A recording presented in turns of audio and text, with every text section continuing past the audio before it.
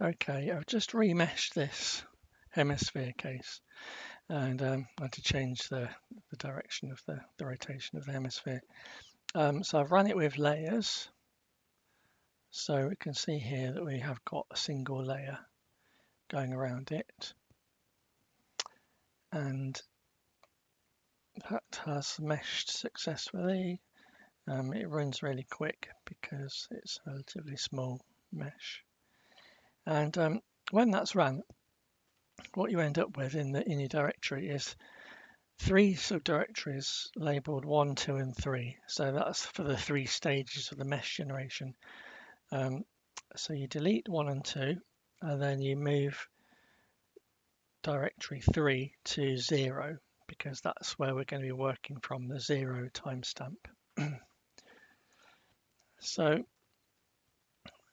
we have this polymesh directory at time 0, and then I've copied these files from the tutorial test case, UK, Omega, UT, and P. So I've copied those into 0, and the first thing that we need to do is go through them and edit them. So I've already done that to save time. So we've changed each of the files, so they've all got the inlet, the outlet, the lower wall, upper wall, front and back, and hemisphere. And so I've just been spending a few minutes tidying these up so they're all consistent with each other. So I've got hemisphere in each one of them, and I've set a uniform pressure, and I've set an inlet velocity of 10, and I've also gone to the turbulence calculator. I like to use the one in Wolf Dynamics. So I've set for a free stream velocity of 10, the turbulence intensity of 0.1%, which is quite low, and a turbulent length scale corresponding to 1 meter, which is 0.07. And then from those 3 parameters, I select compute turbulence values from those 3 values and press compute, and then, hey presto, it gives us the values. So these are the values that I've copied into my files. So a turbulence value of 0.00015 and an omega value of 0.175, just rounding it up. So that's the value that I've got for turbulence. Omega, I put that value in there. So that's the value that I'm specifying at the inlet, and also the default value for the surface. New T, you don't need to do anything about that because that is calculated.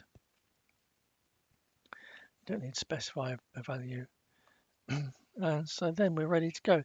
The only thing that I did need to do is, because of the way the case was set up in the tutorial, the boundary types were needed modifying. So if you go into your polymesh directory, then you've got this boundary.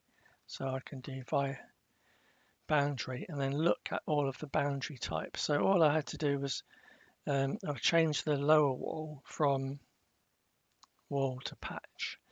So everything is a patch now except the hemisphere, because remember this case was set up for motorbike. So you can just edit these in the boundary file.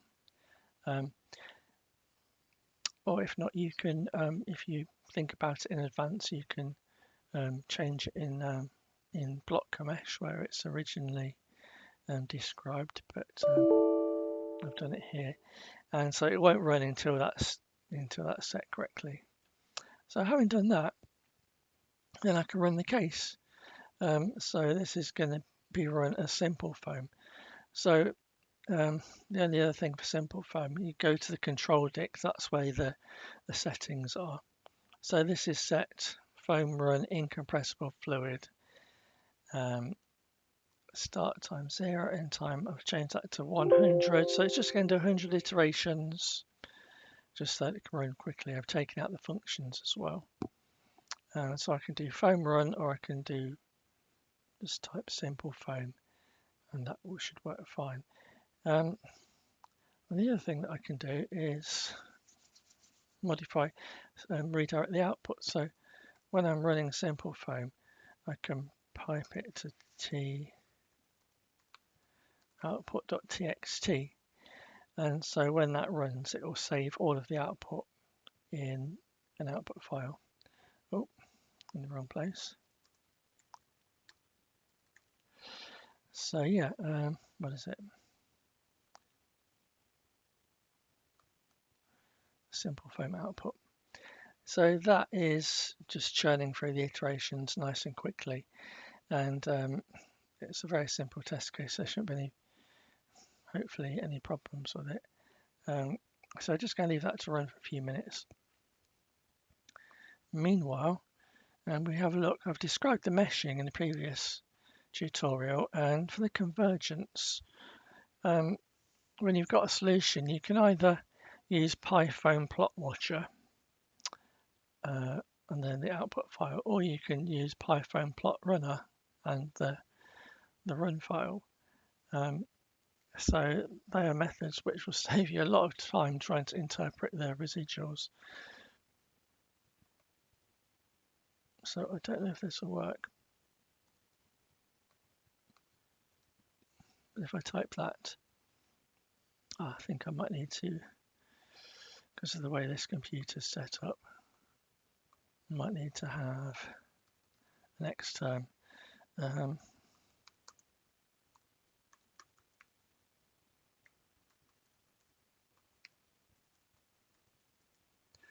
So try that again.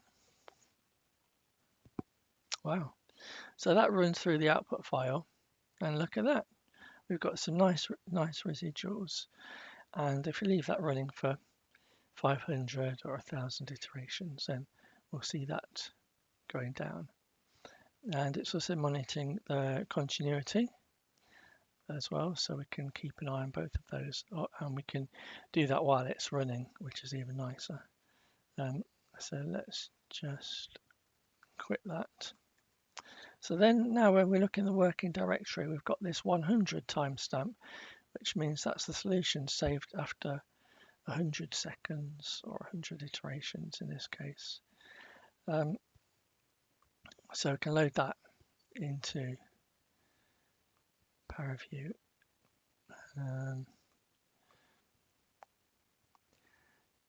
Get in the right directory, load temp foam, and now we've got the solution, and that's showing solution at time 0. So remember that you need to go forward to look at the latest solution, otherwise you'll be looking at just constant values everywhere.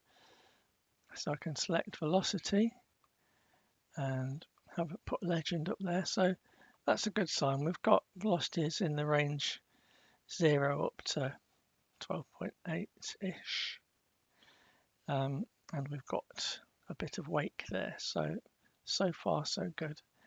I can take a cut plane through that and look at the solution. So if I select this one, that's the cell-centered values as far as I understand it. And I could also look at the node or point values, which will look a little bit smoother. But yeah, that's the velocity, the wake downstream of the hemisphere. Now, if I want to look at the surface as well, I can. What I sometimes do is just read in the temp file again, and from that switch off internal mesh, switch on hemisphere, and then if I select that as U, that in theory is showing me the cell-centered values of the surface cells, but sometimes you'd be more interested in the pressure, so you can have a look at the pressure instead. So you can look at pressure and velocity on the cut plane and pressure on the surface, or whatever you want to do, or you could do streamlines over it, or take your pick. So that's how we have a quick look at the flow solution, having run simpleFoam for just 100 iterations.